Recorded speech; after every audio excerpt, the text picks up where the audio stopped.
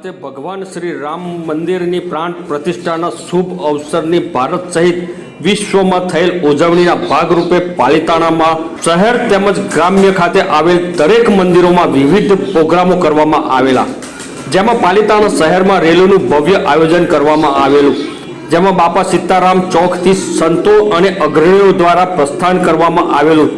જે શહેરના મુખ્ય રાજમાર્ગો ઉપર ફરી ભૈરવનાથ ચોક ખાતે આતિશબાજી કરી રેલીનું સમાપન કરવામાં આવ્યું।